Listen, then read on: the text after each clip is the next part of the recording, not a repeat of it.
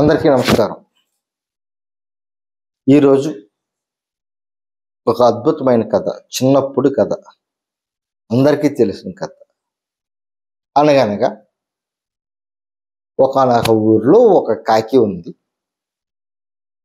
Mid సమ్మర్లో దాహం వేసింది. కావు కావు అని తిరుగుతూ వెళ్తూ ఉంటే ఎక్కడో ఒక చోట కుండలో నీళ్లు కనిపించాయి. ఆ కుండలో నీళ్లు అందుకుందామంటే అది లోతుగా ఉంది, అందట్లేదు. అప్పుడు ఈ కాకి గులకరాలు తీసుకొచ్చి అందులో వేస్తే ఆ గులకరాల నుంచి నీరు గులకరాల కిందకెళ్ళి నీరు పైకి వస్తే కాకి దాహం తీర్చుకుని హాయిగా ఎగిరిపోయింది. ఇది కథ సారాంశం. సరే, ఈ కథకి మన జీవితానికి ఏమైనా సంబంధం ఉందా? ఉంది. ప్రతిరోజు మనం కాకులమే, దాహంతో ఉన్న కాకులమే. మనకన్నీ అందని వనరులే ఉంటాయి, అవకాశాలు ఏవి అందం. ప్రతి వ్యక్తికి చాలా చాలా కోరికలు ఉంటాయి, ఆ కోరికలు అనేవి అందం. కానీ వనరులు సమకూర్చుకున్నప్పుడు నీ కోరికలు ఖచ్చితంగా నెరవేరుతాయి.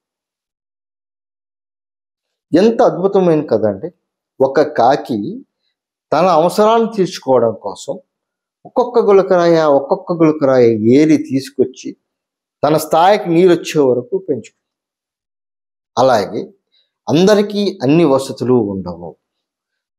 ఫర్ ఎగ్జాంపుల్, మీరు ధోని సినిమా చూసే ఉంటారు. ధోని సినిమాలో తన క్రికెట్ ఆడాలన్న తన కోరికను చిన్న చిన్న ఉద్యోగాలు చేస్తూ క్రికెట్ ఆడి ఇంటర్నేషనల్ స్థాయికి ధోని సినిమా నుంచి మనం తెలుసుకోవాల్సింది.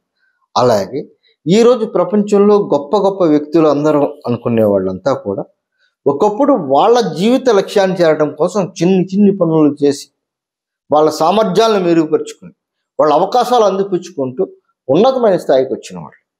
సో ఫ్రెండ్స్, ఇక్కడ మీరు నేర్చుకోవాల్సింది ఏంటంటే, మీ లక్ష్యం ఏంటి, మీకున్న వనరులు ఏంటి, మధ్యలో ఉన్న డిస్టెన్స్ ఏంటి, దాన్ని ఎలాగ మనం ఓవర్కమ్ చేయాలనే ఒక ప్లాన్ ఉంటే కాకి హాయిగా నీళ్లు తాగి ఎగిరినట్టే మీరు కూడా మీ లక్ష్యాన్ని చేరి మీరు హాయిగా ఆనందంగా ఉంటారు.